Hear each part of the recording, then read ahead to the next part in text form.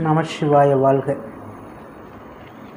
April மாதத்துடைய ராசி பலனை மிதுன ராசிக்காரர்களுக்கு எவ்வாறு இருக்கிறது என்பதை பற்றி பார்க்கலாம். முதலில் தொழில், அதாவது பணம் போட்டு தொழில் செய்யக்கூடிய நிலை எவ்வாறு இருக்கிறது.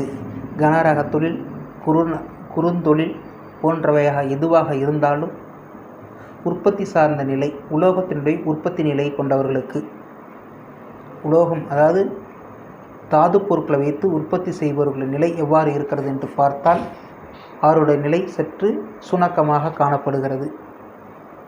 தொழிலாளர்களுடைய ஒற்றுமையும் இன்மையாகவும் காணப்படுகிறது.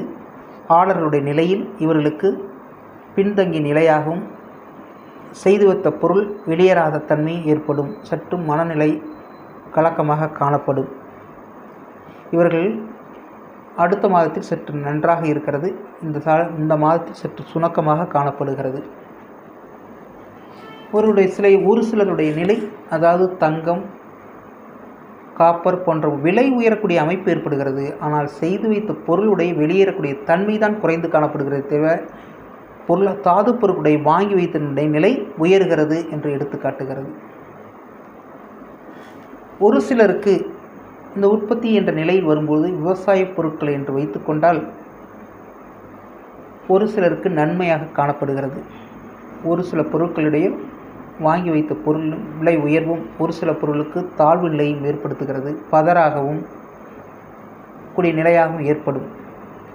சற்று கவனமாக இருக்கக்கூடிய நிலையாக பார்க்கப்படுகிறது.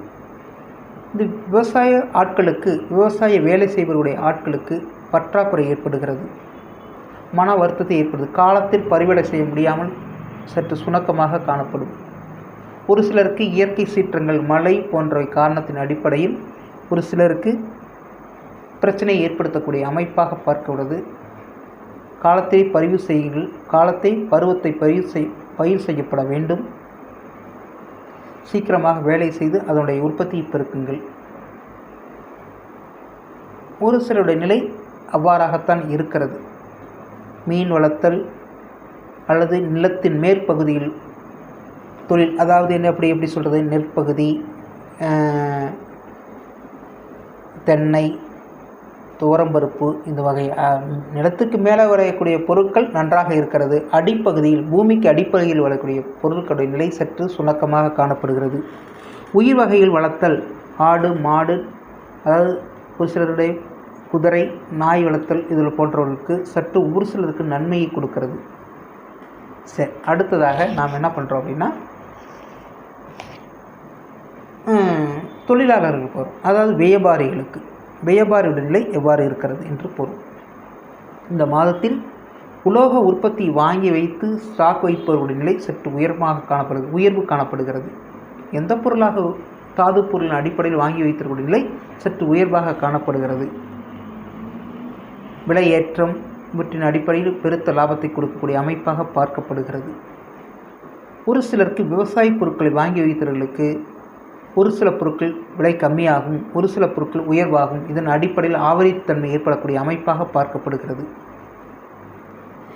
இதில் வேலை செய்வருடைய நிலை, அந்த உற்பத்தியை வாங்கி வைத்து அதை கண்ட்ரோல் நிலை வைத்திருப்பவர்களுடைய நிலை சற்று கவனமாக பார்த்து கொள்ளப்பட நிலையாக பார்க்கப்படுகிறது.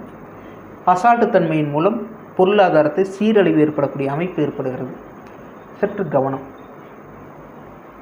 தரகு நிலை வேலை செய்பவர்கள், அதாவது தரகு என்று சொன்னால் உற்பத்தி செய்யக்கூடிய பொருட்களை வியாபாரிகளுக்கு விற்கக்கூடிய இடையில் இருப்பவர் தான் தரகு நிலை கொண்டவர்கள். அவருடைய நிலை சற்று நல்ல நிலையாக பார்க்கப்படுகிறது.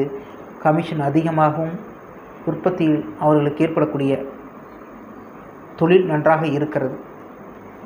ஒரு சிலருக்கு அரசு அல்லது தனியாரில் வேலை செய்பவர்களுக்கு மேல் அதிகாரி மூலம் டார்ச்சர் ஏற்படுகிறது. சற்று கவனம்.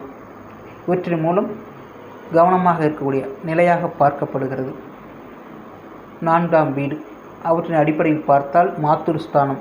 ஒரு சில தாய்களுக்கு அம்மா அவர்களுக்கு உடல்நிலை சற்று சுணக்கமாக காணப்படுகிறது. ஏனென்றால் அந்த இடத்தில் கேது பகவான் நிலை பெற்று காணப்படுவதனால் அவ்வாறு நிலை காணப்படுகிறது. குரு பார்ப்பதன் மூலம் இந்த மாதத்தின் இறுதியில் அவர்களுக்கு தேர்ச்சி அடையக்கூடிய நிலை ஏற்படுகிறது.